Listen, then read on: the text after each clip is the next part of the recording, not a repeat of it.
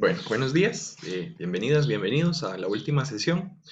Habíamos quedado el día martes en el punto número 17. Continuando con la secuencia, iniciaríamos hoy con el número 18. Y el 18 es este tema de la anagnórisis o reconocimiento. Para contextualizar un poco, estoy tomando prestado el término técnico del otro lado, de la teoría del mundo de Grecia, y este es un término definido, ejemplificado, incluso subdividido en la poética de Aristóteles, y básicamente implica ese paso de la ignorancia al conocimiento, y normalmente con un cambio también con respecto a si el amigo se considera enemigo o el enemigo amigo. Esos son como los detalles clave en un nivel general. Ya pues después hay otras opciones. Vamos a ver si esto funciona a efectos de estos cambios de desconocer a conocer o reconocer realmente quién es el personaje con el que se está lidiando en el texto de la obra de teatro de la India. Eh, Algo similar, pienso yo que aplica también en otras obras de Bhasa. En el caso de este tema de la anagnórisis, en su momento había hecho yo la propuesta de que podía ser viable considerarlo para efectos del reconocimiento de Abhimanyu en las 5 noches en Pancharatram, en otra de las obras de teatro de Bhasa. En esa ocasión era igual un enfrentamiento entre un padre y un hijo, Arjuna peleando contra Abhimanyu.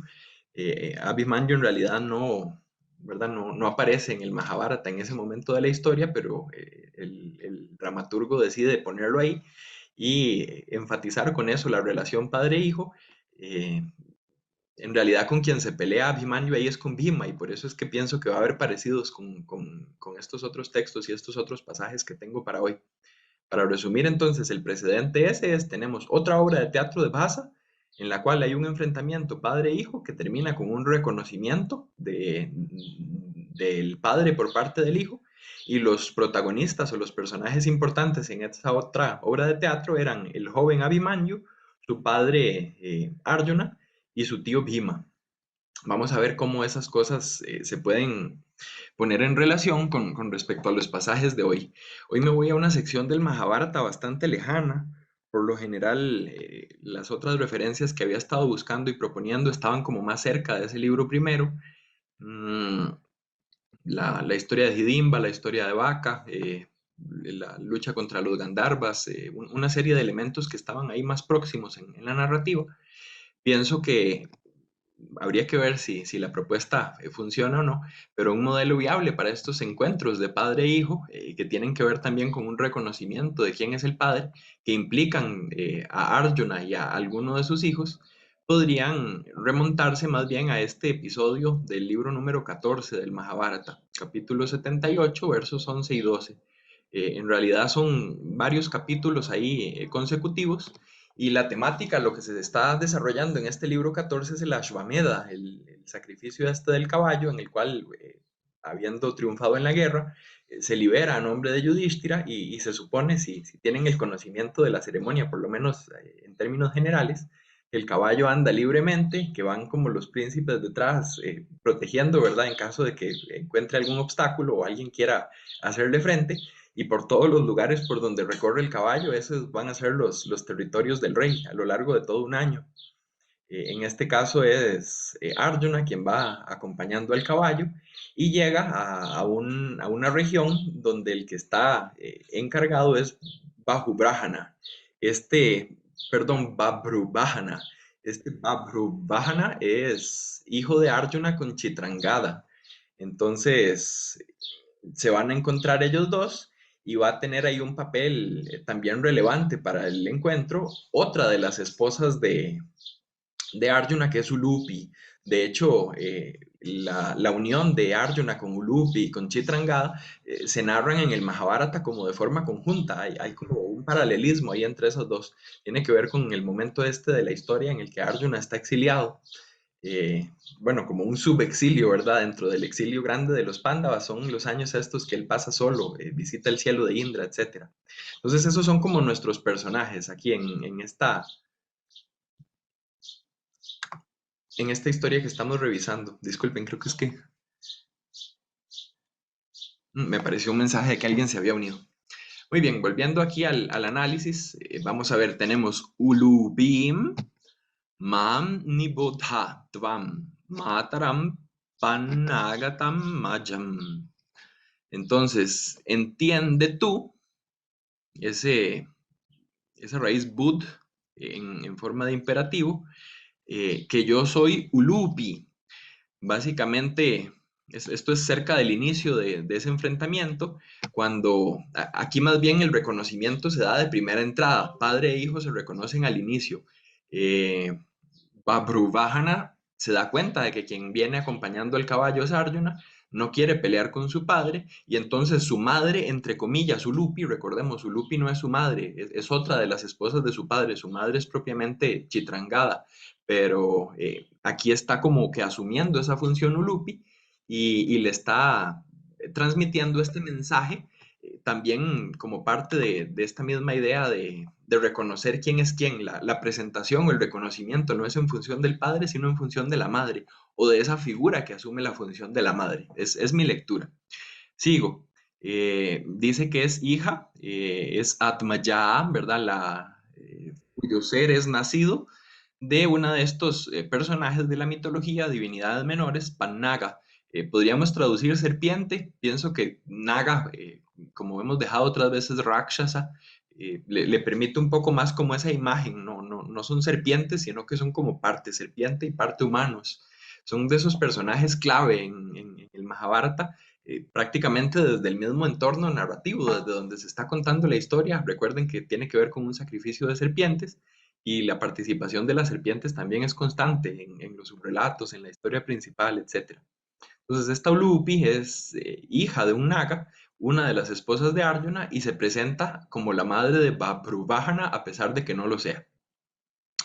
Kurushva, si notan el tipo de discurso, va en la línea de esos discursos autoritarios, de esos discursos como de instrucción, de mandato o de orden que habíamos estudiado en otros pasajes. Por ejemplo, Hidimba diciéndole a Hidimba, tiene que hacer esto, ir allá, tomar los presos, traerlos.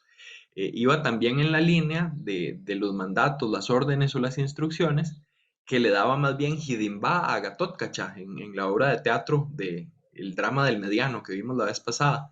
Es el mandato de la madre, creo que ahí fue donde terminamos el día martes.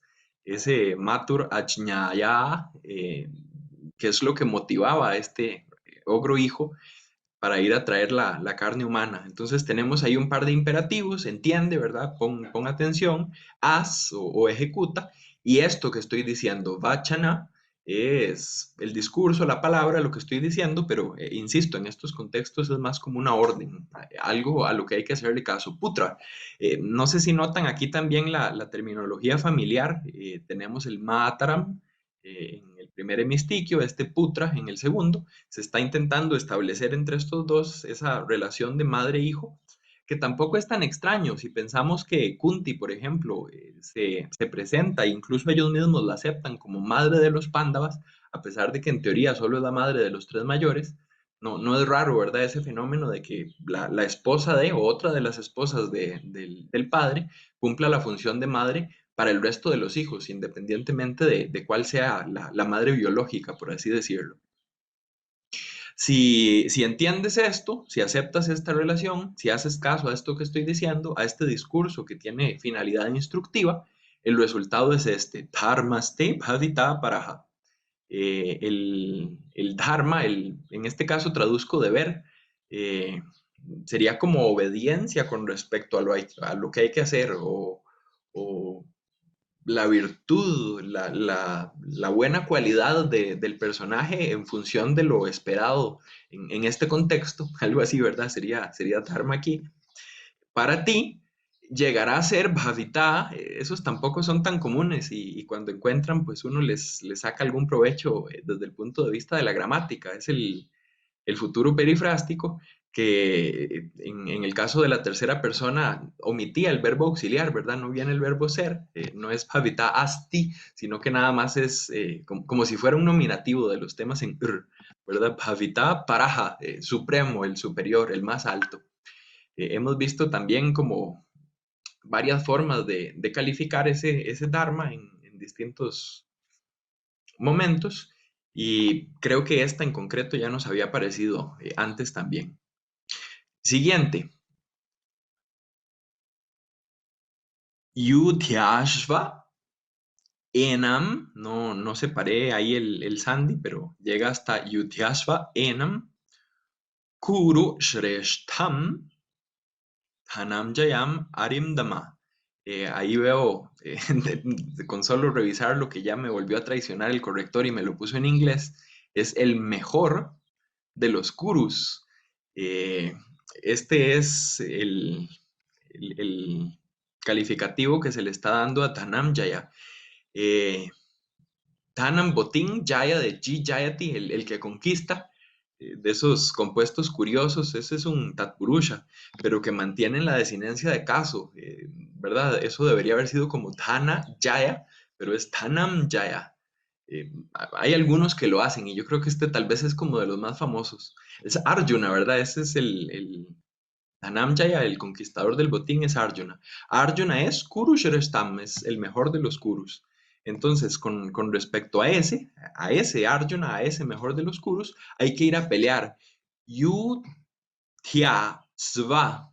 Ese Yudhya Sva es otro imperativo más, igual que Kurushva, igual que Nibodha.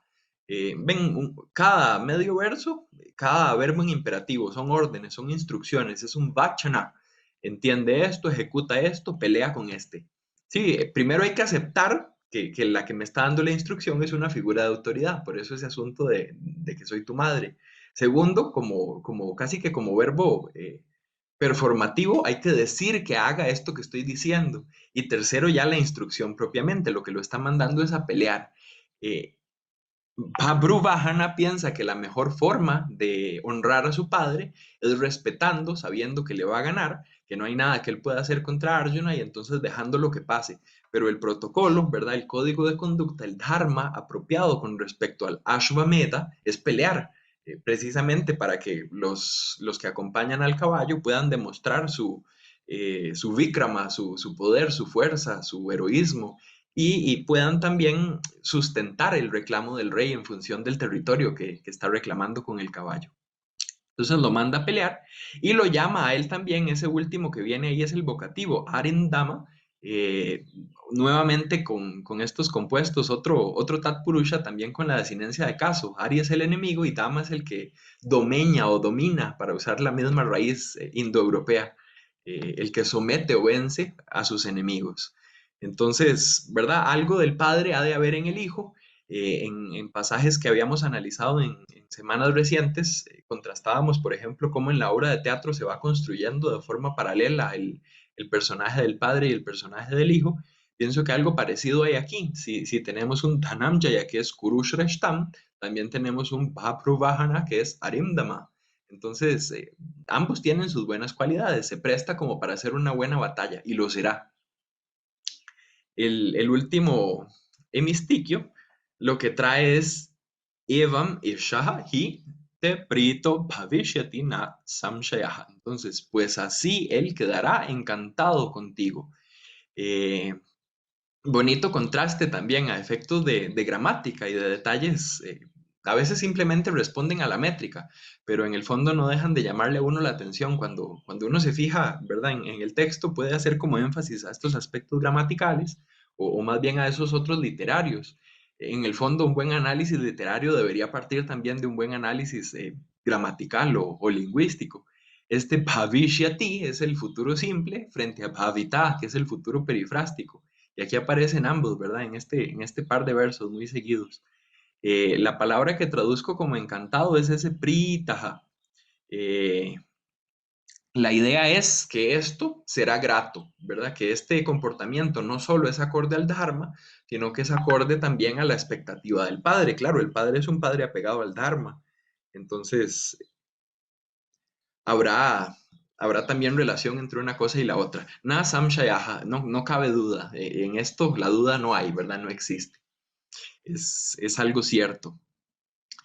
Les pongo aquí como nada más ese primer pasaje, ese vachana que va en la línea de otros pasajes similares que hemos comentado. Les expliqué un poco el inicio y lo que lleva al encuentro. Les comento ahora, antes de pasar a lo siguiente, más bien cómo termina esta anagnórisis en el libro 14 con Babrubahana. Lo que sucede es que efectivamente va y pelea. Tal vez una descripción un poco corta, en unos pocos adhyayas se nos dice cómo pelean, pero básicamente los dos son tan poderosos que como que se cancelan, ¿verdad? Como que ninguno de los dos puede derrotar al otro y los dos quedan como tendidos en el campo de batalla. En realidad, quien cae tendido primero es Arjuna. Babrubahana reacciona pensando que está muerto y entonces cae como atónito, como que queda en estupor, ¿verdad? No puede creer lo que ha pasado. Después de que el resto de personajes se acercan y revisan un poco más lo que está pasando, resulta que sí, Arjuna murió. Eh, este asunto de los textos épicos y sobre todo el Mahabharata, quizás es uno de los temas más interesantes que tienen como para revisar. ¿Cuántas veces mueren los héroes en el relato? Normalmente, no sé, uno revisa la épica griega y más bien cuando un personaje muere dos veces, que por ahí pasa, ¿verdad? Se le suele atribuir a este asunto de interpolaciones o a descuido del autor, si es que hubo un autor detrás. En el caso del Mahabharata, uno ve como una intención aquí en el mismo desarrollo y caracterización de los personajes, pasos importantes que tienen que llevar es morir y volver a la vida. Arjuna ya había muerto en el último de los capítulos, el Aranya Upaparvan, el último de los libros menores más bien del Aranyakaparvan, del libro del bosque. Es la escena aquella en la que encuentran como un lago, Yudhishthira manda a sus hermanos a tomar agua de ese lago, escuchan como una voz, les pone una prueba, eh, tienen que responder alguna pregunta y si la ignoran, perdón, eh, en ese caso concreto mueren todos menos Arjuna, ¿verdad? Arjuna no estaba ahí muere Nákula, muere Sahadeva, muere Bhima, pero Arjuna no.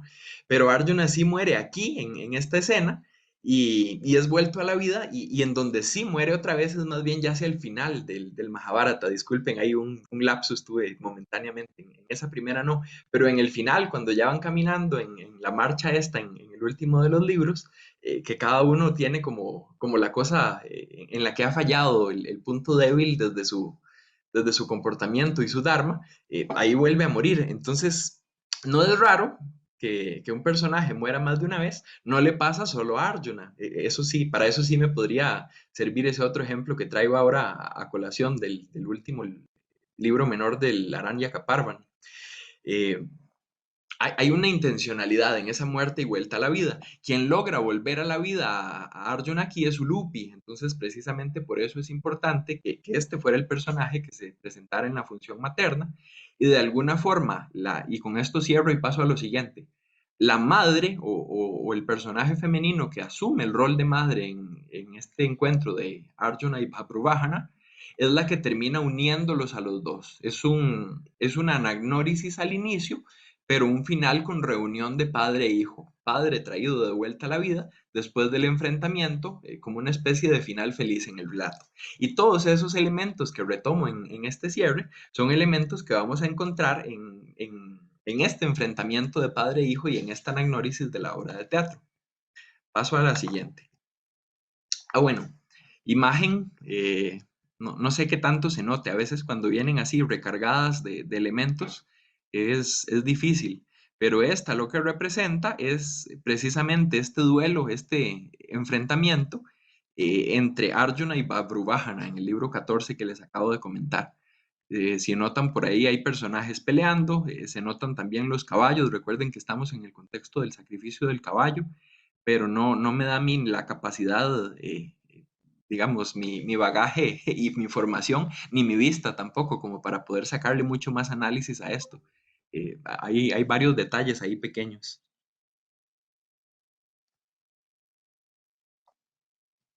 En la obra de teatro tenemos estos dos momentos, pasaje en prosa 2 y 3 después del verso 38 y pasaje en prosa 4 y 5 después del verso 40. El primero de ellos dice, Evam hidimbayaha putraha ayam. Así, eh, este es el hijo de Hidimba. Le pongo ese que en español, creo que es un poco más del registro coloquial, pero viene bien a las partes en prosa de una obra de teatro, donde también ese registro es un poco más el que se utiliza. Quien está hablando aquí en la obra de teatro es Bhima, el hermano del mediano, el hermano del medio. Si recuerdan por dónde íbamos en la obra, un Rakshasa los perseguía, había una familia, se ofrecían primero el padre, luego la madre, luego los hijos, se escogía el hijo del medio, decía necesito ir un momento a hacer una ablución, eh, llaman hijo del medio, escucha a Bhima que anda por ahí ejercitándose, llega, hay como un choque entre estos dos. Cada uno reconoce que el otro es atractivo, fuerte, usan más o menos descripciones parecidas, recurrencia de la palabra simha, habíamos estudiado eso, incluso se comportan de forma parecida y pelean de forma parecida. Y eventualmente empiezan a conversar mientras están peleando y así van como poco a poco revelando su identidad, ya no solo con apariencia o con formas de comportarse, sino también con información textual de su linaje, de su genealogía. Eh, él dice, no le haría caso ni a mi madre porque es una orden de mi madre. Y entonces, ¿de quién es su madre? Le pregunta Bhima. Bueno, mi madre es Hidimba. Y entonces Bhima dice, supondríamos que como en una parte, no le está hablando al otro personaje, sino que esto es algo que diría como para que el auditorio escuche, ah, sí, con que este es el hijo de Hidimba. Y después, Sadrsho Hyasya Garvaha.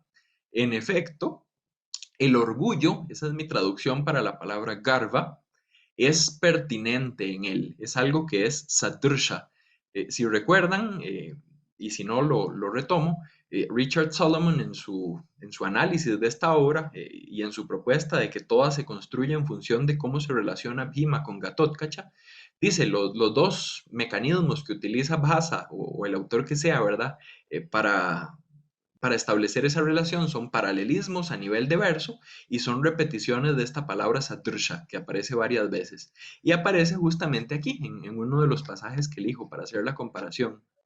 Bhima es el primero en darse cuenta que el que está del otro lado es su hijo y se da cuenta de eso no porque diga que es hijo suyo, sino porque dice que es hijo de Hidimba. Y él dice, ah, alguien tan parecido, alguien, ¿verdad? Que me recuerda mucho a mí, a los Pándavas, me recuerda incluso a Arjuna, en algún momento lo había dicho, o a Abhimanyu, eh, que además es hijo de Hidimba, con quien yo había tenido un hijo, así pues este no puede ser otro más que Gatotkacha. Ya con eso es que él termina de llegar y asumiendo que es alguien que es hijo de él, que es poderoso, que tiene esa herencia heroica por un lado y fuerza de ogro por el otro, es totalmente comprensible que sea alguien con garbaja, con orgullo. Poco después, vean que estamos pasando a la prosa después del 38 y el otro viene de la prosa después del 40, o sea, un par de versos después, unas pocas líneas, menos de una página en la edición impresa, ocurre lo mismo del otro lado. Hay un primer momento de reconocimiento por parte de Gatotkacha con respecto al otro. ¿Qué es lo que está pasando aquí? ¿De qué conversan ahí en el medio, cerca de ese verso 39? Dice, bueno, pues entonces peleemos, como más o menos tentándolo, como poniéndolo a prueba, y piensen siempre como en ese contexto, en ese referente que yo estoy tomando de base, que es la historia de Arjuna y Babruvajana. El padre espera que el hijo pelee con él precisamente para probar que es digno hijo suyo. Algo así es lo que espera aquí Bhima. Y él le dice, ay, no, es que yo no podría, yo no le puedo hacer daño a un brahman. Y entonces, no se preocupe, yo no soy brahman. Ah, y aquí viene el pasaje que cito, Evam Kshatriyoyam. Así que este es un kshatriya, con que es un guerrero. Si fuese brahman, como los primeros, me da como pena. Si recuerdan, Gatotkacha, de las primeras cosas que decía es, yo reconozco a un brahman como lo supremo. Y en total contraste con la versión que nos da Krishna de por qué debe morir Gatotkacha en el Mahabharata, que es por ser alguien que odia a los brahmanes y que odia los sacrificios, Brahmana Dveshi y Yajna Dveshi. En este caso, eh, digamos que la anagnórisis de Bhima, o más bien de Gatotkacha por parte de Bhima es total. De una vez se da cuenta de que es su hijo y que es Gatotkacha. La anagnórisis de Bhima por parte de Gatotkacha, la segunda, la que viene abajo, más bien sería parcial. Reconoce un poco de quién se trata, reconoce que no es un brahman sino un kshatriya, pero no termina de reconocer todavía que es su padre. Ese segundo momento de la anagnórisis todavía no se ha dado. Aún así, me parece que es este el verso que marca como ese primer momento de la anagnórisis, precisamente por esto que Richard Solomon ha propuesto de los paralelismos. Yo veo aquí un claro paralelismo, si se fijan en la primera, Evam Hidimbayaha Putro Yam, Evam, y la primera de aquí abajo, Evam Kshatriyo Yam. Así que este es tal. Sí, las dos tienen como el mismo esquema. Y en la segunda, en la siguiente viñeta en cada una, Sadrushogia hacia Garbaja, esta tal vez no tan parecida con respecto al fraseo, a la forma de decirlo, pero sí con respecto al léxico. Tena Garbaja, por esto su orgullo, a esto se debe su orgullo, propongo ahí en la traducción. Yo creo que es bastante evidente que sí está una en relación con la otra, y si la primera representa la primera anagnórisis, esta otra representaría como el primer paso de la anagnórisis. Normalmente, y esto es algo también que pasa en otros contextos, la anagnórisis puede ser como inmediata o puede ser gradual. A veces requiere más de una prueba, más de un momento. Pienso en la Electra de Eurípides, por ejemplo. Pienso incluso en mismos textos épicos, desde la Odisea hasta la misma historia de Nala en el Mahabharata. Normalmente son como elementos pocos que se van sumando y llega un momento donde ya no hay ninguna otra explicación más que, esta es la persona, ya, finalmente la reconozco. Como que la suma de las partes se convierte en el todo en algún momento de la anagnórisis. Y en el caso de Gatotkacha, ese paso definitivo al reconocimiento, como ya la última etapa de la anagnórisis, estaría más bien en las palabras de su madre, en el discurso de su madre. No recuerdo si la incluí, no, perdón, esa no la incluí, pero se las comento por lo menos. Eh, Cuando llegan, después de estar peleando, se intentan incluso arrojar armas, como especie de conjuros de esos que se utilizan también frecuentemente en el Mahabharata para pelear, y Gatotkacha está un poco frustrado porque el otro logra contrarrestarlos todos. Claro, padre e hijo están como más o menos en el mismo nivel, es difícil que uno le gane al otro. En la historia de Arjuna y Babruvahana, ambos morían o quedaban como caídos. En esta historia de Bhima y Gatotkacha, más bien ambos logran liberarse, ninguno de los dos acaba cayendo. Ahorita, más adelante, les voy a poner un poco de cómo es que peleaban y lo vamos a ver. Ambos pelean arrancando árboles de raíz, que es como la marca característica de Bhima para pelear. Pero antes de pasar a ese punto 19, cierro este 18 con ese momento.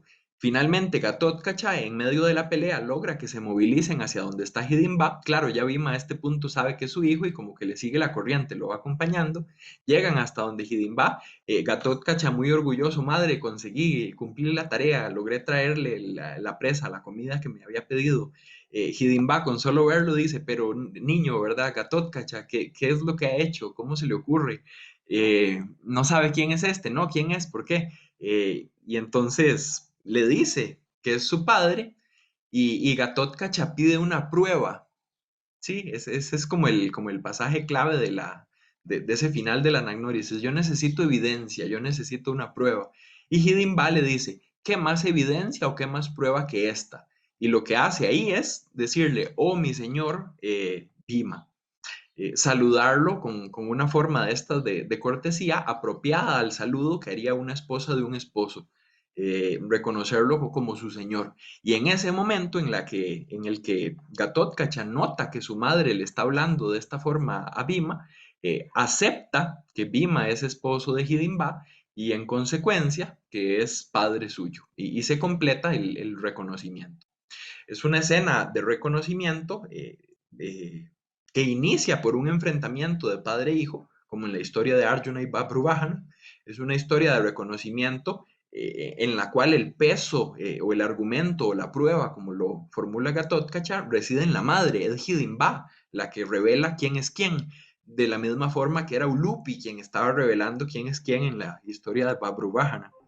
Eh, hay otros elementos, ahorita sí, si podemos añadimos más. De momento dejémoslo en esos dos. Y pasemos al punto 19.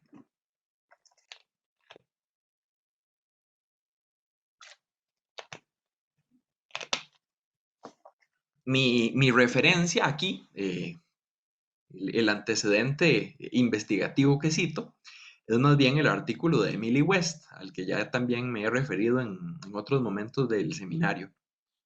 Emily West analiza tres historias de Rakshasas en el Mahabharata, la de Hidimba, la de Baka y la de Kirmira, y las pone en relación con una historia de ogros en la Odisea, el canto noveno de la Odisea, la historia de Polifemo. Uno de los elementos que Emily West propone que se parecen entre estas dos historias de ogros es el hecho de utilizar árboles, pero no árboles en el estado natural, sino árboles en ese estado como ya de transición hacia lo cultural, que es habiéndolos arrancado de la naturaleza. En el caso de la historia de Polifemo, en la Odisea, tenemos dos momentos en los cuales se nos mencionan árboles. Uno de ellos es cuando Polifemo viene de vuelta, los Odiseo y sus compañeros llegan, comen y insensatamente o ingenuamente se quedan ahí esperando después de que ya comieron. Eventualmente el cíclope regresa de las labores que estaba haciendo y trae como una carga de leños. Esta madera ya no es el árbol, sino que es el árbol maderado, ¿verdad? Cortado, lo tira ahí en su cueva y ese es el primer momento. El segundo momento es precisamente a partir de un leño que había ahí en la cueva. No es el mismo de los que trajo, sino que es uno que ya estaba ahí, que Odiseo dice, ah, este es el que me va a servir. Él y sus compañeros lo toman, como que lo preparan, lo ponen en el fuego y eventualmente es el que utilizan para cegarlo. Esas son como las dos menciones de árboles en esta función maderada o de transición hacia lo cultural que aparecen en el relato de la Odisea. En las historias de ogros del Mahabharata, todo esto que estoy diciendo es del artículo de Emily West.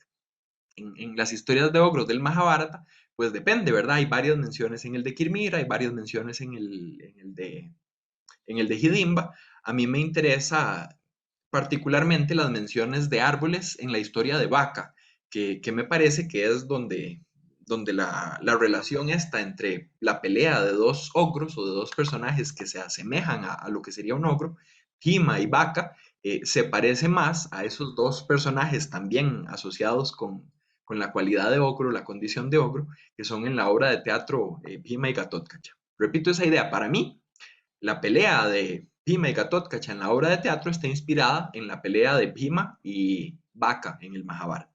Por eso entonces me enfoco en pasajes relacionados con árboles en esa historia de Baka. En todo caso, cuando uno revisa el artículo de Emily West, resulta que la historia de Baka es la que tiene más menciones de árboles y más menciones de esta técnica de pelear con árboles. 5 en total.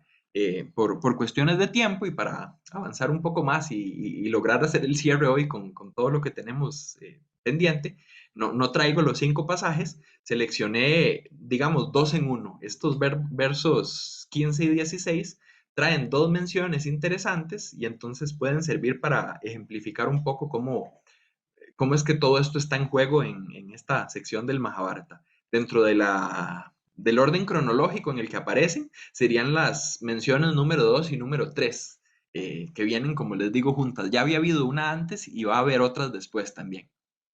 Dice el pasaje, Tataja, luego, Sa punar udyamya vruksham bahuvidham. Entonces, habiendo levantado, ese es el udyamia, el gerundio, la idea es ese movimiento de abajo hacia arriba. La traducción, Van Buitenen incluso traduce muchas veces estos verbos como uproot, en inglés, como arrancar de raíz. Y pienso que esa es justamente la imagen que está aquí en juego en el sánscrito. Los está tomando desde abajo, los está moviendo hacia arriba y bueno, incluso a veces levantar madera es difícil, levantar el árbol así completo, pues imposible. Solo alguien así con condiciones o cualidades sobrenaturales. Me remito un momento también a otra de las obras de Basa que estoy trabajando, que es Las Cinco Noches. En ese contexto, les avisan a Duryodhana y a los suyos, a los Kauravas que están en el sacrificio, que alguien ha matado a Kichaka y a sus seguidores, a sus parientes, y que esa muerte se llevó a cabo de noche, lo analizaba yo el mes pasado en el contexto de lo que llamaba emboscada, es algo que pasa en la noche sin saber muy bien quién lo hace, pero quien sea que lo hizo sin armas, sí, con solo sus manos. Ah, quien pelea solo con sus manos es Bhima, dice Bhishma en esta obra de teatro. Entonces Bhima debe ser el responsable. Entonces hay como cierta claridad también a efectos de Bhasa, de que la marca característica de Bhima como guerrero en el Mahabharata es pelear solo con sus manos, pelear incluso arrancando árboles, que son estas otras menciones que aparecen aquí. Nuestra palabra para árbol es Vriksha. La etimología, por lo menos, Monia Williams la da como un poco debatida, parece ser que es algo así como el que crece, pero no, ¿verdad? Incluso da otra opción que ahorita no recuerdo cuál es. No he ido yo con paciencia a revisar un mejor diccionario etimológico y más actualizado. Meyerhofer es como el referente que yo sepa, no sé si habrá algún otro todavía más nuevo, pero, ¿verdad? Como para ver cuáles distintas versiones de árbol se nos da en el texto. La primera es esta vriksha. En todo caso, es una muy común, ¿verdad? Quizá incluso alguna que ustedes conozcan o hayan visto alguna vez. Y son vrikshan que son bahuvidan, cuyas clases o cuyas formas son múltiples, son muchas. Entonces, toda clase de árbol las estaba levantando. Bali, este poderoso, le agrego ahí ogro porque no tengo sustantivo, solo el adjetivo Bali, pero de quien está hablando es de Bhima, el Mahabharata. Eh, Cuando les decía, ¿dónde me imagino yo como toda esta escena? Estamos en la ciudad de Cachacra, hay como una especie de arboleda cercana de un bosque, pero no me lo imagino así como un bosque demasiado frondoso, es más como un bosque cercano a la ciudad y a la hora de arrancar muchos árboles de un lugar que no necesariamente tiene tantos, es donde se está dando como una destrucción, casi diríamos que Bhima está deforestando. Avancemos un poco más en los versos, a ver si están de acuerdo conmigo. Dice el siguiente mistiquio. Prahinot Bhimasena tasmai bhimascha pandavaha. Entonces tenemos como en las dos direcciones. Eh, no sé si notan ahí los casos. Bhimasenaya, ese es un dativo. Entonces se los arrojó a Bhima. Dijimos que el sujeto era Bali, o sea, el fuerte, el ogro. Y ese ogro se los lanzó a Bhima. Y después a él, ese Tasmai está en dativo, pero más bien se refiere al ogro, al Rakshasa, a Baka. A él, Bhimas Chapanda Baja. A él se los lanzó o se los arrojó de vuelta el Pandava Bhima. Hay un paralelismo, ¿verdad? Como esos paralelismos que hemos visto en cómo se ve o cómo se comporta o cómo habla Bhima y cómo su contraparte Gatotkacha en la obra de teatro, aquí se nos están poniendo también en relación estos dos personajes. Ya eso sí es un poco más interpretación mía. El artículo de Solomon llega hasta decir, hay paralelismo en la obra de teatro. Yo veo que ese paralelismo de la obra de teatro de alguna forma es un homenaje o una adaptación, para usar mi terminología, del paralelismo que ya el Mahabharata establece entre los dos personajes que sirven de base. Esa es la lectura mía. Tad, entonces, Vrukshayudam Abhavan, Mahiruha Vinashayanam. Se originó, llegó a ser, Abhavan, una pelea de árboles. Este es el término en el cual centra su análisis Emily West en el artículo. Es una vrukshayuda, una ayuda de vrukshas, un tatpurusha, ¿verdad? Un compuesto de estos determinativos. Y si vemos la palabra para referirse al árbol, nuevamente la misma, vruksha. Claro, si solo uno arranca solo un árbol, pues lo está usando como arma, pero si uno de ellos está arrancando varios árboles y se los está arrojando al otro y el otro de vuelta está haciendo lo mismo, pues estamos teniendo esto, algo que está causando eh, Mahi Ruha Vinashanam, Vinashanam, sí, la devastación de los árboles.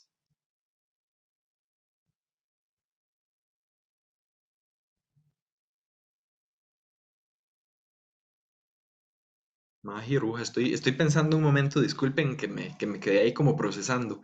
Nuestra palabra para árbol aquí es Maji Ruja. Sí, Maji es grande, pero en femenino, Maji, la grande es la tierra. Y Ruj es como eh, levantarse, ¿verdad? Ese que surge de la tierra es el árbol. Esta sería la palabra para árbol que aparece aquí. 3 hemistiquios, 3 menciones de árboles.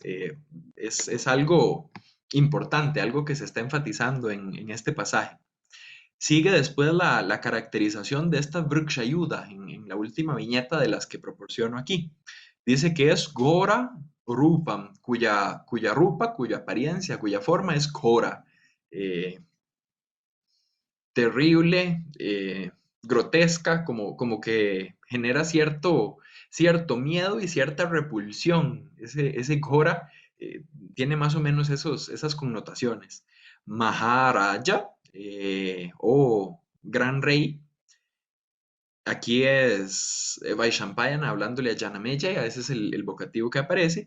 Baka Pandavayor, un hermosísimo Dvandva ahí, Baka y el Pandava, esos dos juntos, ¿verdad? Por eso va en dual la desinencia.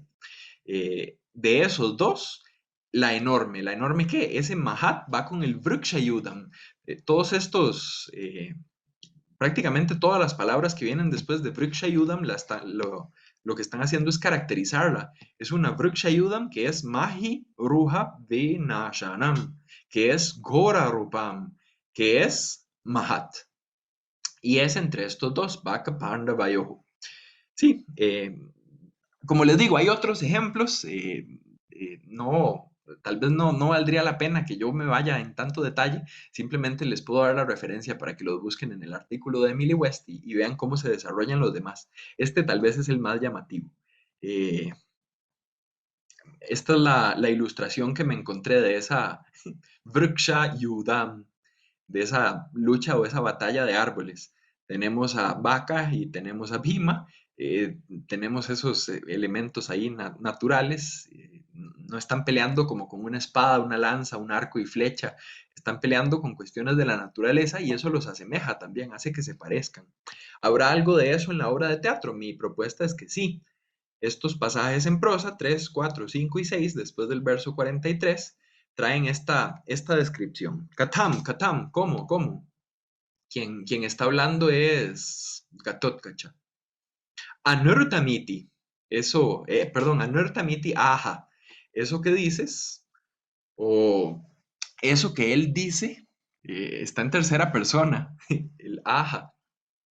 Este es de esos verbos defectivos que no tienen todas las formas. Entonces, él dice una mentira. ¿Por qué pongo ahí esos puntos suspensivos? Como ahí tenemos un verbo en tercera, aja, y después un verbo en segunda, shipasi, yo lo que asumo, me falta como didascalias o información adicional que los manuscritos, por lo menos en la edición de Bruckner, no tienen, que es cómo está hablando o a quién le está hablando. Yo interpreto aquí Gatotkacha haciendo una parte, hablando como al auditorio. ¿Cómo? ¿Cómo? Dice una mentira, o lo que dice es mentira. Y después ya volviéndose directamente hacia Bhima y hablándole a Bhima. Y lo que le dice a Bhima es Kshipasi Megurum.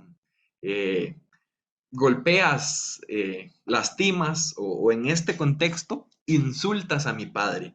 Y aquí viene todo ese asunto de la ironía en función de cuánto sabe el personaje, cuánto saben los otros personajes y cuánto saben los miembros del auditorio.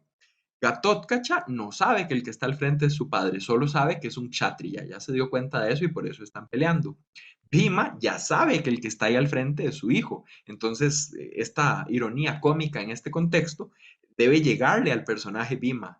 Cuando le dicen a él, estás insultando a mi padre, y él, pues no me estaría insultando a mí mismo, no tiene sentido.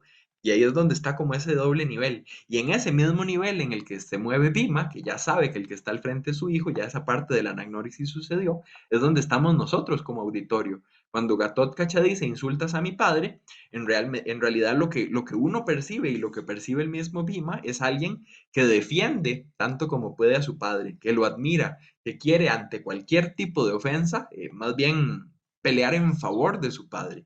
Y entonces, a pesar de que en la realidad, en los acontecimientos que están pasando, el hijo esté peleando con el padre, en este segundo nivel de lectura, esa pelea con el padre es una defensa del padre, un respeto del padre, un reconocimiento de la autoridad del padre. Algo similar hay en la historia de Babruvahana y Arjuna. En principio están peleando porque es parte del protocolo este de la Ashwamedha, es tu dharma, le dice Ulupi, pero en el fondo, el hecho de que peleen es un reconocimiento también de esa figura paterna. Lo que merece el padre es que el hijo pruebe que es capaz de pelear. Entonces es un insulto para el que no sabe, es un elogio para el que sí sabe. Sí, y todo esto es posible debido a ese juego temporal y de niveles de conciencia en función de la anagnórisis. Bhavatu, así sea.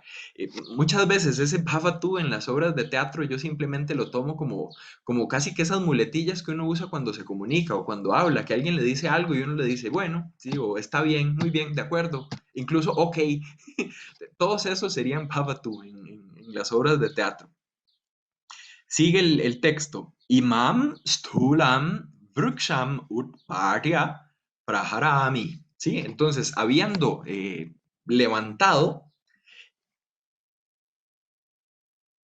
esta palabra pat originalmente es con A corta, ¿verdad? Pat, no sabría yo dónde viene la relación históricamente desde el punto de vista diacrónico, pero pat significa caer, pero también significa volar. Digamos que un pajarillo salido del huevo y haciendo su primera incursión fuera del nido, los resultados pueden ser fabulosos o tremendos, ¿verdad? Terribles, dependiendo de si partes hacia arriba o hacia abajo, volar o caer.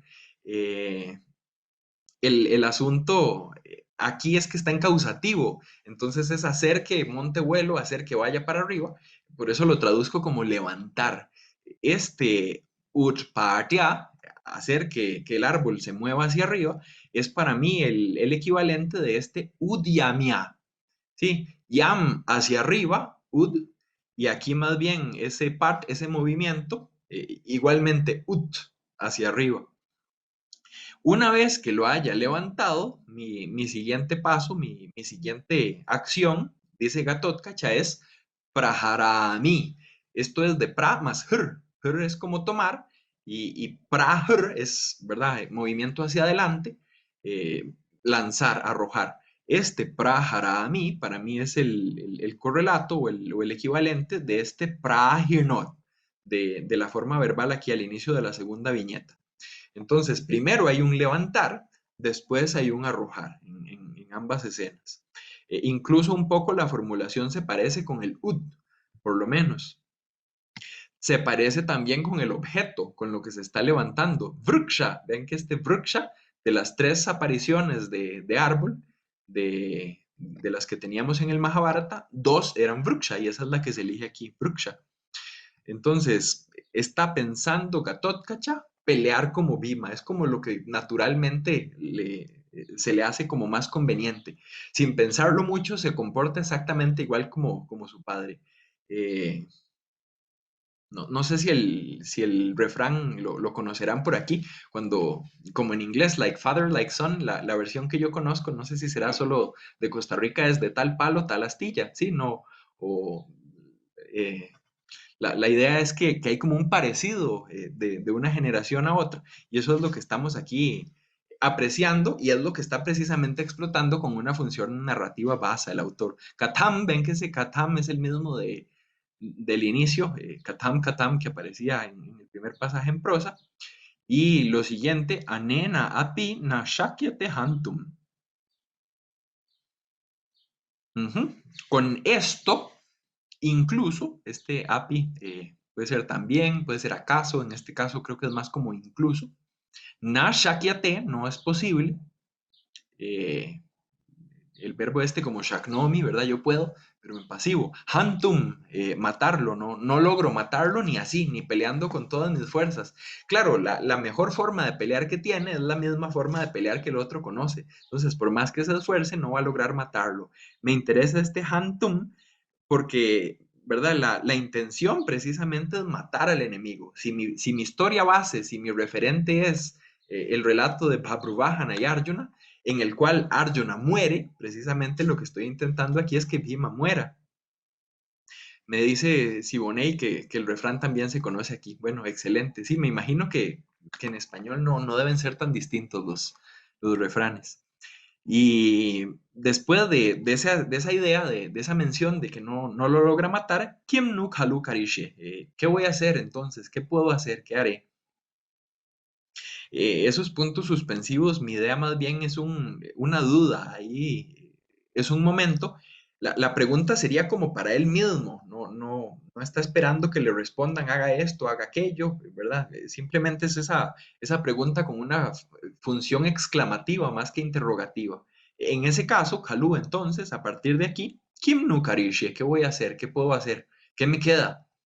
Después de pensarlo un poco, mi interpretación es por ese Bhavatu, porque es el mismo Bhavatu que usa más arriba y que se usa muchísimo en el teatro, como cuando uno ya sabe, ¿verdad? Ya entendió, ya puede moverse hacia otra cosa.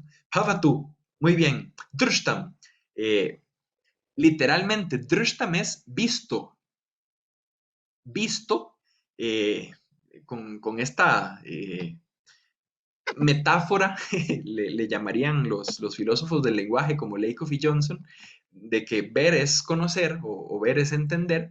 Si yo ya vi algo es porque ya me quedó claro.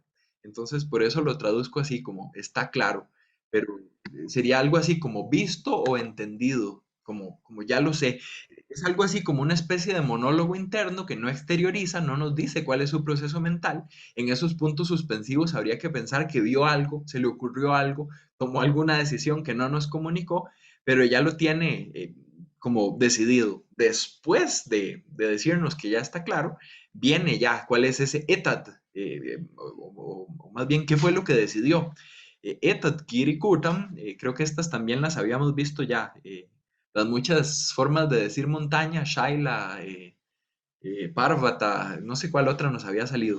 Giri, creo que sí nos había salido, es una de ellas. Giri Kutam es la parte alta de la montaña, la cima de la montaña. Esta cima de la montaña, nuevamente, Utpatya, causativo de Utpat, habiéndola levantado, Praharami. Si se fijan, Utpatya, Praharami, mismo que aquí atrás, Utpatya, Praharami.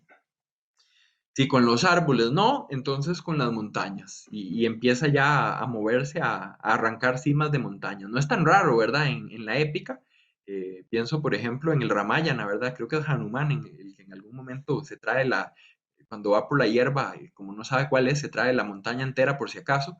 Y pienso sobre todo en pasajes de la Odisea, en función de la épica griega, que siempre me gusta tener ahí como referente.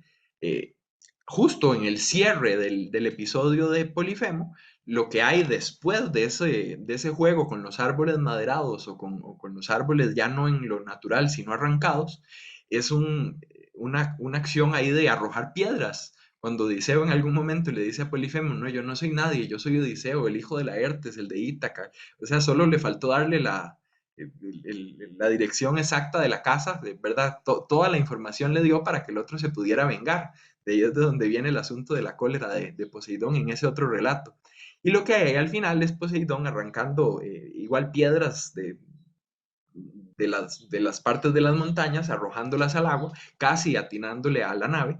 Y ese paso de herir con árboles a herir con piedras, pienso yo que es otro elemento, interesantemente no viene en el artículo de Emily West, yo pienso que es otro punto más que valdría la pena analizar por qué es que aparecen los dos relatos, tiene ahí como su referente. Incluso habría que ver si está en otros relatos de ogros de los del Mahabharata, como en Hidimba o Kirmira, por lo menos en los de la Odisea, yo sí sé que está en el de los lestrigones. No solo los cíclopes le arrojan piedras a Odiseo y a sus naves, sino que los lestrigones también. Bueno, esos son otros derroteros. Intento nada más sugerir a ver si generan algún tipo de curiosidad y sin mucho más regreso al texto. Punto número 20. Para hoy igualmente traía 4. Ya vimos 18, 19, faltan 20, 21.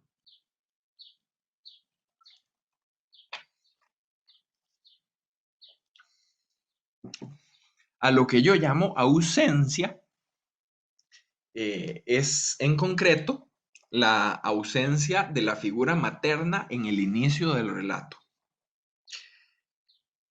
Basa tiene como un rasgo de su estilo personajes, esto es interpretación mía, personajes que tienen algún rol importante en el texto base, que ese rol quiere de alguna forma minimizarlo o canalizarlo en otra dirección, Y el procedimiento que yo identifico de momento en Baza para hacer eso es que el personaje no aparezca en toda la obra y que aparezca ya solo en el último cuarto del texto para decir unas 2 o 3 palabras que lo conecten con el resto del relato. ¿Cómo fundamento, cómo justifico esto? Tengo por lo menos 2 ejemplos. Disculpen el ruido, no sé si se escuchará. Este primero es el ejemplo de Hidimba que aparece desde el inicio del relato y que en la obra de teatro más bien es hasta el final, en el cual viene y presenta y da como la prueba, lo que Gatotkacha le pidió de evidencia de cómo demuestra usted que este es mi padre. El segundo ejemplo es otra de las obras que he trabajado, tal vez de las que conocen si estuvieron en meses anteriores, el discurso del embajador o de embajada, Duta Vakyam de Bhasa. En ese texto, el Mahabharata nos presenta 2 reyes, o un rey y un príncipe, Dhritarashtra y Duryodhana, un Krishna que lleva 2 mensajes, el primero se lo da a Dhritarashtra, que de hecho es como el discurso oficial, le dice textualmente lo que Yudhishthira le mandó a decir, y un segundo discurso que va dirigido hacia Duryodhana.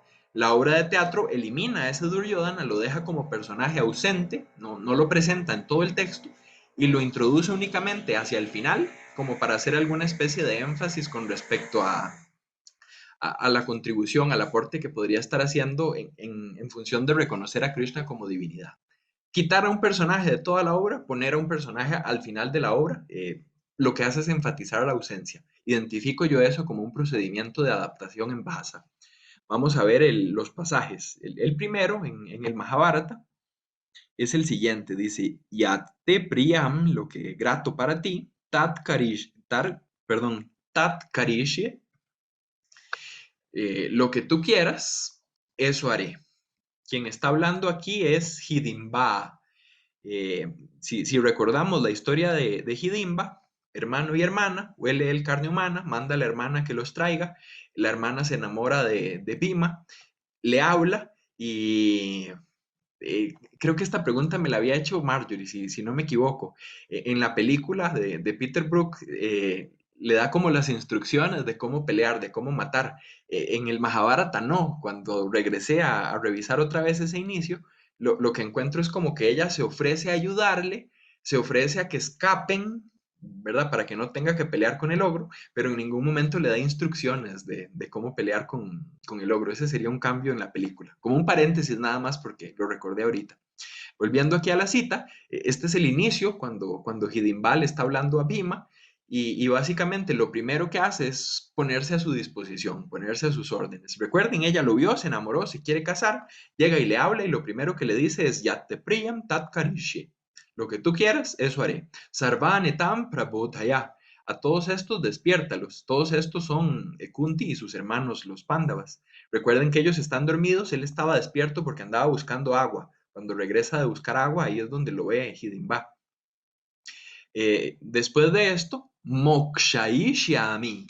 Habíamos hablado de moksha y de liberación, no en un contexto como metafísico, sino aquí simplemente pensando en que alguien está prisionero, lo capturaron, y entonces el hecho de liberar a un prisionero se formula con esta raíz moksha, hacer que esté libre, ¿verdad? Este es un futuro causativo. Mokshaishyami vaha, a ustedes, a vosotros los liberaré. Kamam, de buena gana, con gusto. Kamam. Rakshasat Purusha Adakat, de este Rakshasa, que es Purusha Adakat, devorador de humanos, devorador de carne humana. Este es otro de los elementos en los cuales también se centra Emily West en su artículo. Varias veces, no recuerdo exactamente si son 4, pero por ahí aparece el término en estas historias de Rakshasas del Mahabharata, y este mismo término de devorador de carne humana aparece también en las historias de ogros de la Odisea, por el otro lado. Eh, la madre está presente desde el inicio de la historia en el Mahabharata. Eso es lo que quiero enfatizar con esta cita. Es la primera que habla, es la primera que propone, es un personaje útil, es el personaje que abre la historia. Tal vez hacia eso es hacia lo que quiero conducir la sesión de hoy, cómo abre la historia y cómo cierra la historia. y cómo esa apertura y ese cierre se modifica en la adaptación. Tal vez es lo más interesante de esta última de las tres adaptaciones que estoy revisando para mi investigación. Tenemos ahí alguna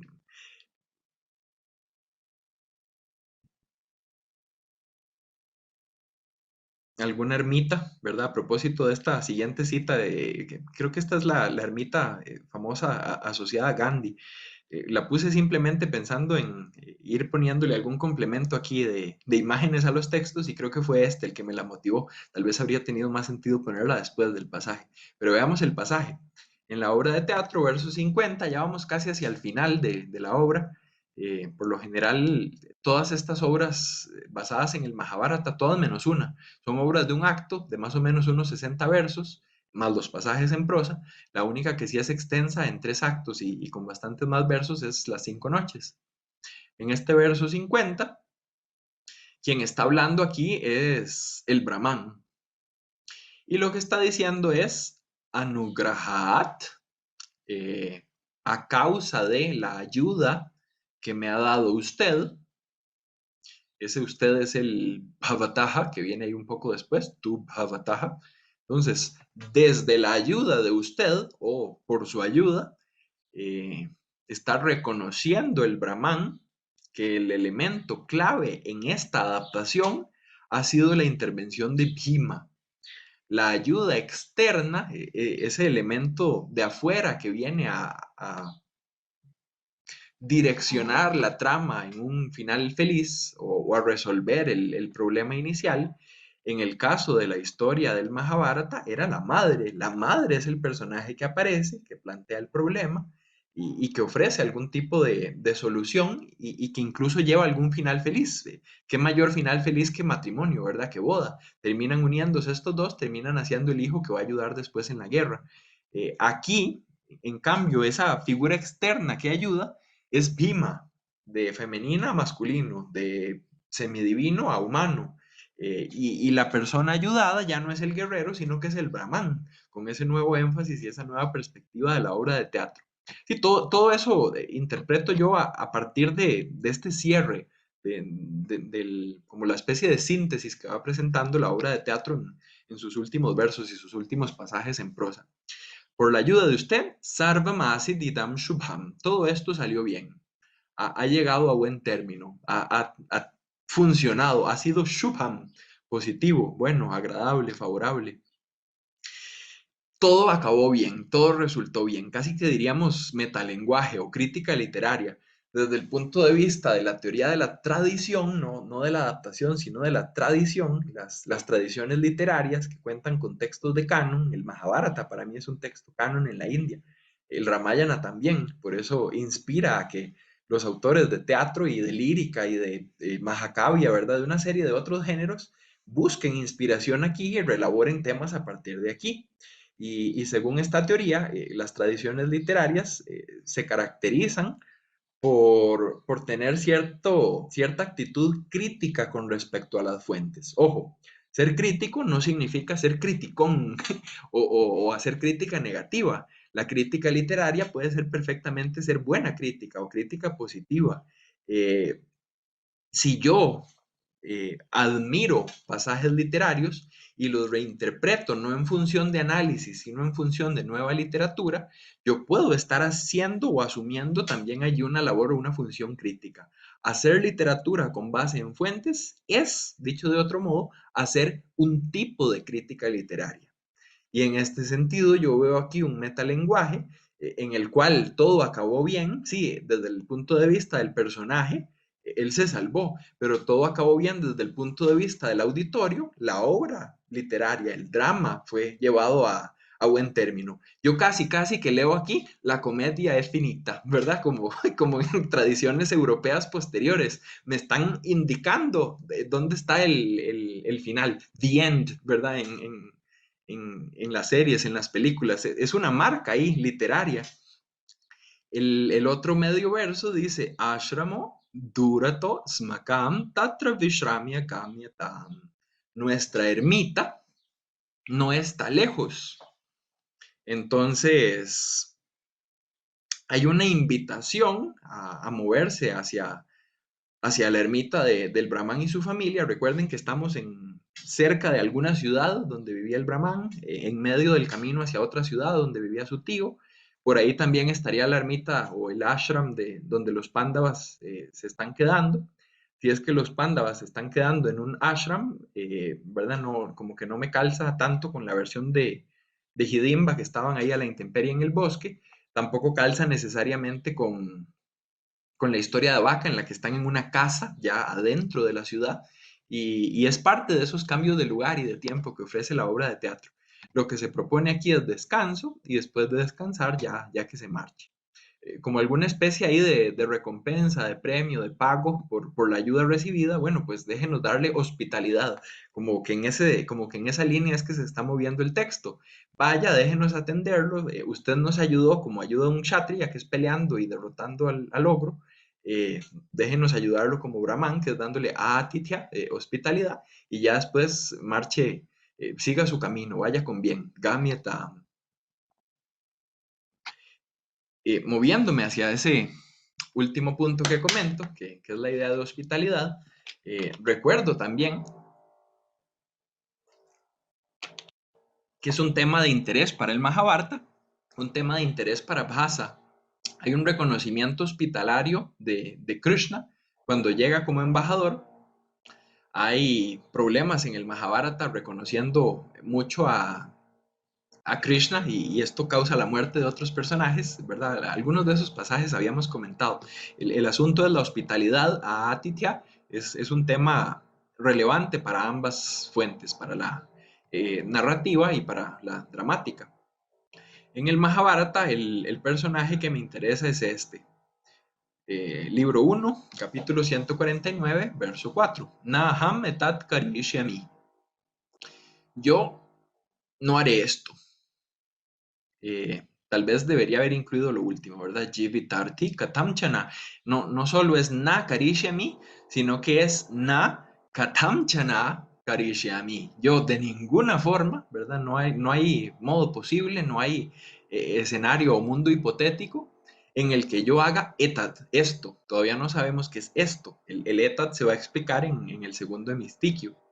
Y interesa en este primero el jivita arti, alguien cuyo fin es jivita, la vida, alguien que piensa solo en las cuestiones de este mundo y no en ese otro mundo. Recuerden que en el Mahabharata existen como estos dos niveles de pravritti y nivritti, ¿verdad? Lo mundano, lo del día a día, y como ese estadio de trascendencia, lo que hay más allá de la existencia, más allá incluso del cielo. El cielo incluso es pasajero, y hay como otros escenarios o otros niveles de la existencia posibles más allá.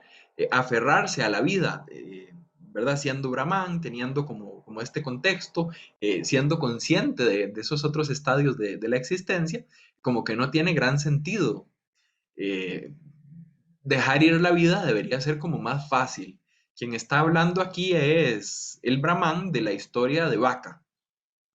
Este Brahman, cuando le corresponde el día, si recuerdan en la historia de Vaca, Kunti y los hijos llegan a la casa, los hijos se van a pedir limosna, se quedan solos Bhima y Kunti, escuchan al Brahman hablando con su esposa, se dan cuenta de que en el pueblo hay un Brahman, perdón, un ogro que se llama Vaca, que todas las familias deben cada cierto tiempo enviarle arroz, búfalos, y el que lleva la carreta con la comida que se quede también para que se lo coman. En este día le corresponde el turno al Brahman, no necesariamente tiene que ser el jefe de familia, puede ser cualquier miembro de la familia, y entonces empiezan a discutir a ver si va él, su hija mayor, su esposa, su hijo menor, y esto es lo que está diciendo el Brahman al inicio de esa historia.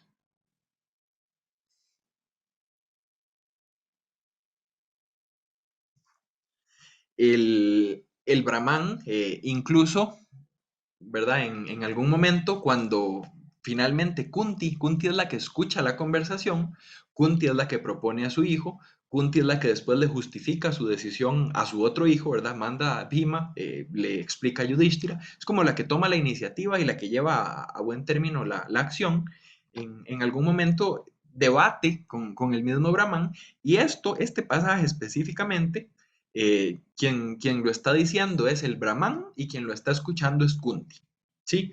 Entonces, lo que le está diciendo el Brahman es, lo que de ninguna forma haría es aceptar que Bhima tome mi lugar y vaya a morir. ¿Por qué? Porque en este momento y en este contexto, Bhima para mí, Brahman, es un Brahman y un huésped. Si recuerdan, los Pándavas en Eka Chakra están disfrazados. Es uno de esos muchos momentos en la epopeya donde tienen que asumir otra labor. Precisamente por eso es que los hermanos que no están en este momento andan pidiendo limosna, porque así es como subsisten los brahmanes. Entonces, para efectos del brahman y el brahman que tiene su casa y que recibe a Kunti y a sus hijos, Bhima y todos los demás son brahmanes. Yo no puedo dañar a un brahman. Si recuerdan, incluso la literatura jurídica es muy clara en esto. Matar a un brahman es como, ¿verdad? O causar el daño de un brahman, la peor acción, la que trae las consecuencias más nefastas. Y no solo eso, ¿verdad? Sino que por el otro lado, y como complemento, es un brahman que es mi huésped. En este contexto es un atiti.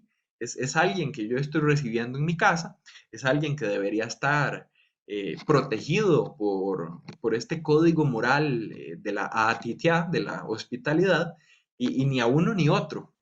A los huéspedes se les respeta, a los brahmanes también. Yo no puedo, brahmanasya atitesh chaiva svarte prana ir vyojanam. Para el beneficio de mí mismo, svarte, causar la privación, vyojana, de la vida. Ahí está en plural, no sé si el término lo conocen. Los anas son las respiraciones. Las Upanishads desarrollan eso, por ejemplo, creo que en el yoga también y su tradición. Y este tipo de respiración, prana, es la que se identifica como con el aliento vital o que significa vida. Se puede usar en singular, pero en plural también significa vida. Entonces, la privación de la vida, esta forma vyojana rige instrumental, por eso prana iji, eso es lo que traduzco como la privación de la vida. Y es la vida, lo que más me interesa es este inicio del segundo hemistiquio. Brahmanasya, hasta ahí llega un genitivo, perdón, con A corta, atitesh chaiva. Ese atiteje, ese es el otro genitivo. Y este otro genitivo no solo es cha, sino que es chaiva. Entonces, de alguien que es brahman y que incluso o además o enfáticamente, ¿verdad? Eva justamente, precisamente es atiti, un huésped. Eh, Ahí es donde yo identifico alguna referencia interesante a efectos de la hospitalidad. Nuevamente, a inicio del relato, la obra retoma esto hacia el final del relato y le va a hacer un énfasis también a la hospitalidad. No sé si nada más ahí sin mucho contexto se reconoce, probablemente no, pero ese es Durvasa, el que hace la cohabitación difícil, ¿verdad? Vas a vivir o habitar y Dur malo. No es bueno vivir con Durvasa, lo hace uno pasar mal, por más que se esfuerce, siempre queda mal. Y es la historia de Shakuntala, en otra obra de teatro famosa, a causa de no haber atendido exactamente bien a Durvasa como era de esperar, por estar pensando en Dushyanta, entonces recibe la carga esta negativa a efectos de la trama y también útil para el mismo reconocimiento de esta obra de teatro, de que el esposo no la va a recordar y el anillo se pierde, ¿verdad? Toda esa historia que tal vez hayan leído o conozcan. Muy bien, la hospitalidad es importante. Está al inicio del relato del Mahabharata, está al final del relato de la obra de teatro.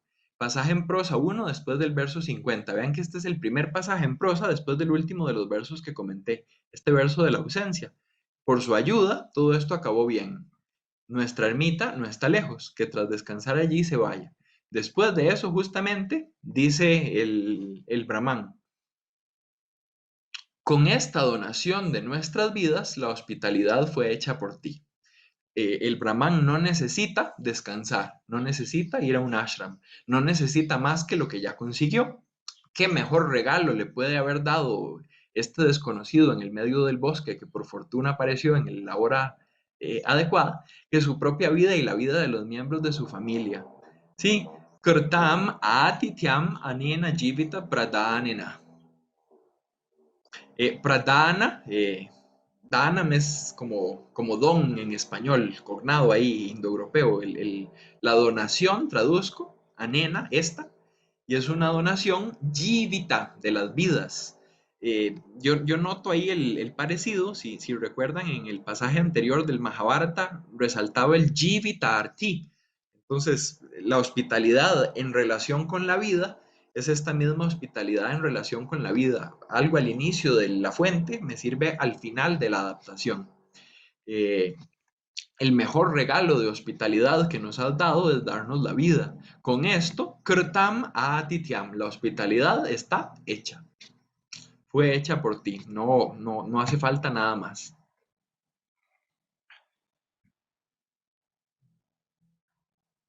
Con este contexto hospitalario, y con cierto agradecimiento también de la hospitalidad recibida en mi estancia por estas tierras de México, propongo este último verso.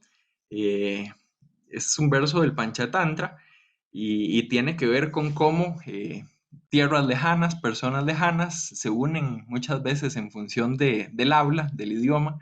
Eh, en algún momento habría que pensar este idioma como idioma que unió personas de distintas regiones y nos une ahorita, nos une hoy, y lo recito simplemente como especie de cierre y después les propongo un cuadro ahí con algunas conclusiones y reflexiones. Pero aquí el verso lo tomo de un libro, por eso es que aparece con traducción en inglés y lo recito simplemente. Koti para samarthanam kim duram vyavasayanam kuvedashasa vidyanam kapara priyavadinam. Son puras preguntas, ¿verdad? Kaha ati bharaha, ¿cuál para es a ti? ¿Cuál carga es mucha? En el caso de los que son samarthanam, fuertes. Los que tienen samartha. Kim duram, ¿cuál distancia? ¿Cuál espacio alejado? ¿O cuál espacio es muy alejado? En el caso de vyavasayanam, los que son vyavasayi. Kaha videshaha, ¿cuál desha es vi? ¿Cuál tierra es extranjera? En el caso de savidyanam, los que tienen savidya, conocimiento, sabiduría. Y kaha, paraha, ¿quién es otro? ¿Quién es extranjero? Priyavadinam, de aquellos cuyo vadina es priya, cuya palabra es hermosa. Los idiomas unen y conectan tierras, momentos y lugares, y los idiomas nos conectan geográficamente a ustedes conmigo, pero también temporalmente a nosotros con Bhasa y con Vyasa. Y pienso que el ejercicio ha sido mucho en función de esos vínculos y de esos puntos de unión, y espero que este verso sea alguna forma bonita de traer a término la interacción que hemos tenido y los espacios, como les decía, hospitalarios que he percibido y que he experimentado durante estos 3 meses. Como cierre con el logro, y por si tuvieran algún comentario o alguna pregunta, mi propuesta básicamente es esta. Yo veo 3 modelos o 3 formas en las cuales el autor está trabajando aquí. El procedimiento es bastante más complejo que en las otras obras de teatro. Tenemos una historia modelo, que es la historia de Hidimba. ¿Cómo decido que esa es la historia modelo? Porque ese es el personaje, ¿verdad? Hidimba y su hijo Gatotkacha son los personajes que aparecen en esa historia del Mahabharata. Son también los personajes que aparecen en la obra de teatro. Hidimba es la que está haciendo el encargo. Gatotkacha es el que lo está cumpliendo, es el que pelea, es el protagonista del enfrentamiento. Yo veo en ese manejo de la historia modelo un uso al inicio de la obra de teatro y un uso al final de la obra de teatro. En el inicio del relato del Mahabharata de Hidimba teníamos el encuentro con una familia. Entonces, Hidimba se encuentra con Bhima y su familia. Sí, esa es la familia que aparece, la familia de los Pándavas. En cambio, en el inicio de la obra de teatro, Bhima se ha convertido en perdón, Hidimba se ha convertido en Gatotkacha, y la familia ya no es la familia de los Pándavas, sino que es esta familia de brahmanes, ¿sí? Entonces hay un inicio ahí con una familia, nada más que esa familia cambió. Ahorita vamos al cambio, que es la segunda de las columnas. La primera historia me da la base, me da como esos puntos de inicio y final. La segunda historia me da los elementos para poder hacer esos cambios en ese inicio y en ese final. Entonces, familia de Pándavas se convierte en familia de brahmanes. Y hacia el final tenemos el retorno ante el ogro.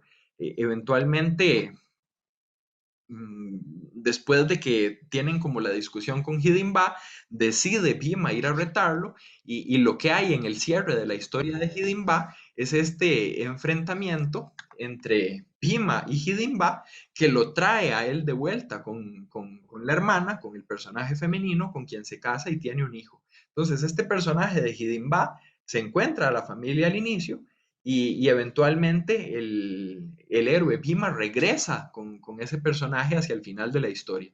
Lo ve al inicio, lo ve al final. El inicio marcado por una familia, la de los Pándavas que se cambian, la de los brahmanes, y el final marcado por un ogro. Ese ogro del final, con el que se está peleando en la historia, es con Hidimba, con quien se va a pelear en la historia de la obra de teatro, es con Gatotkacha, con el hijo. Y eso me lleva a la segunda columna.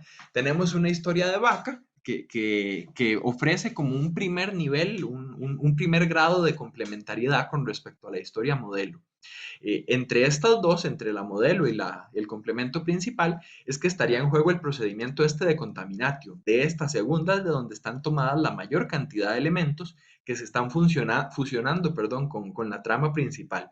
Y eso lo podemos notar. Yo cuento por lo menos 6 cambios, por cuestiones de tiempo, no los voy a exponer todos, pero por lo menos hacer énfasis en estos dos, en el cambio del inicio y en el cambio del final. ¿Por qué cambiar a la familia de Pándavas por una familia de brahmanes? Porque en esta historia secundaria en la cual se está buscando fuentes para la contaminatio, ahí tengo una familia de brahmanes. ¿Y por qué cambiar el ogro del final de un adulto varón hermano por un hijo más bien relacionado con esa madre? Porque en esta historia de Vaca tenemos a ese personaje también del hijo, que es precisamente, o de los hijos de la familia, que me permiten hacer la conexión con el título mismo de la obra: hijo del mediano de la familia de brahmanes, hijo del mediano de la familia de los Pándavas. Entonces, como tratando de trazar ese arco de inicio a final, vemos cómo permea el complemento principal a la historia modelo en las distintas etapas del relato, a lo largo de toda la obra de teatro. Y en otros momentos se aprecian también otras historias secundarias, otras historias subordinadas. Yo mencionaba, esta historia la pensé hace poco y por eso la incluyo. Tal vez no la voy a desarrollar, a menos que alguien tuviera interés y me pregunte, pero la historia de los leños, de los aranis que se utilizan para encender el fuego ritual, que son raptados, llevan a los Pándavas a un lago, y es un lago también asociado con la muerte, relacionado con esta idea del hermano del medio que dice: necesito ir a preparar mis abluciones, necesito ir por agua antes de ir a la muerte. Creo que hay una relación también con esta historia, y ya tengo incluso una justificación que he pensado de cómo serviría de modelo esta historia complementaria, pero, ¿verdad? A estas alturas no me voy a poder a poner a desarrollar una nueva, a menos que alguien tuviera interés, lo podría comentar. Y la otra, esa sí es la que comenté hoy precisamente. Yo veo en esta historia de Babruvahana un encuentro de padre e hijo, una madre que media, un reconocimiento, una aparente muerte que termina en un final feliz y reconocimiento, una inspiración por lo menos para dos de las obras de teatro de Basa. Esta primera, en la cual Gatotkacha y Bhima se reconocen, pero también las 5 noches, Pancharatram, en la cual Arjuna y Abhimanyu se reconocen. Entonces, vemos cómo, ¿verdad? Si estas lecturas y estas interpretaciones van por buen camino, cómo efectivamente adaptar no solo es decir: esta es mi historia y esta parte la dice este personaje y esta este otro y esta este otro. Eso se llama dramatización, poner en obra de teatro una narrativa. Adaptar es convertir una historia en otra historia, que tenga elementos de la historia principal, que tenga elementos nuevos y que tenga muchos cambios. Pienso que una buena parte de la crítica negativa que ha tenido lo de Peter Brook es, ¿verdad? Cuánto cambia y cuánto se vuelve distinto con respecto a la fuente. Si tomamos la película o en su defecto la miniserie o la obra de teatro de Peter Brook como adaptación, creo que más bien se puede apreciar lo bueno y lo positivo que tiene. Tere Sánchez dice, sí me interesa. Bueno, eh, resumido, lo digo, tampoco quiero quitarles demasiado tiempo, me quedan unos 4 minutos. ¿Qué es lo que yo veo en la historia esta del lago? Yudhishthira, el hermano mayor, asume la función de padre. Él es el que instruye a los hermanos a que vayan a buscar agua en el lago cercano.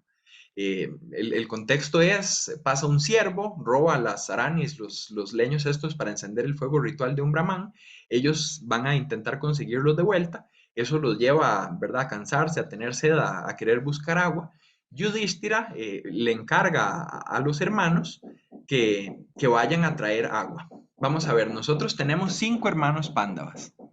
En este momento, Arjuna no está. Arjuna está en su exilio. En su semi-exilio, ¿verdad? Durante el otro exilio me deja con, con, con 4 hermanos pándavas. Yudhishthira está cumpliendo la función de padre, entonces me quedan 3 hermanos. Esta, como les digo, esta es mi lectura. Arjuna no está mencionado entre los que tienen que ir a traer agua. Yudhishthira es el que está enviándolos a traer agua y entonces me quedan 3 hermanos. El primero de esos hermanos en ir es Nácula. Después de Nácula va Sahadeva y después de Sahadeva va Bhima. Si yo tomo solo a esos 3 personajes, Nácula es el hermano del medio, ¿sí? Bhima sería el mayor. Los gemelos son menores y parece que de esos 2 gemelos primero nació Nácula y después nació Sahadeva. Entonces, de los 3 hermanos que me quedan, hay un énfasis en el hermano del medio, que es Nácula. Eventualmente va a Yudhishthira, Yudhishthira sí se pone a responder las preguntas, se da cuenta de que la voz que escuchaba era Dharma, su padre, era una de esas instancias en las que les está poniendo una prueba.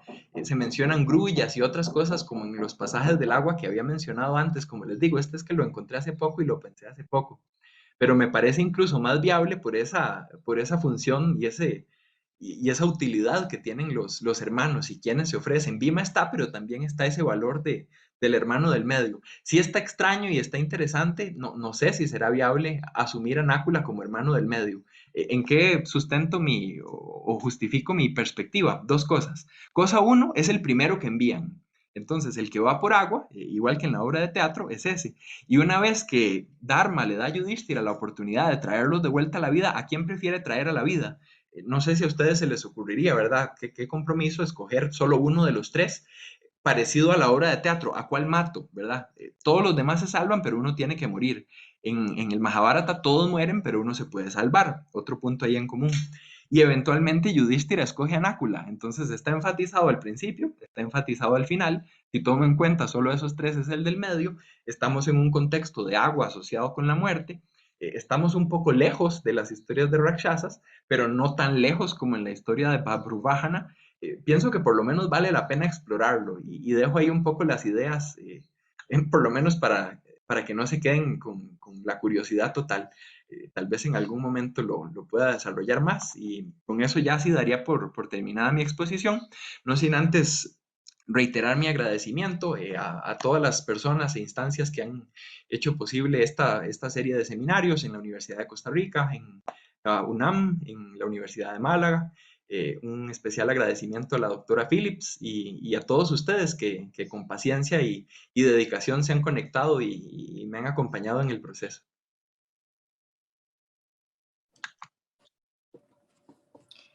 Roberto, pues de mi parte y creo que también de todos los que lo hemos escuchado, queremos agradecerle por la dedicación que usted puso también en preparar todo el material, en hacerlo de la manera más sencilla para que pudiéramos seguirlo, en compartirnos sus ideas así frescas como se le venían ocurriendo. Habíamos dicho que pues mucha del encanto de este tipo de actividad era asomarnos a su escritorio de trabajo y ver cómo está usted hilando sus pensamientos. Entonces le agradecemos mucho por ello. También, desde luego, a los asistentes, de verdad les agradezco la constancia, el interés. Es una cosa muy buena saber que han estado presentes con con tanta asiduidad.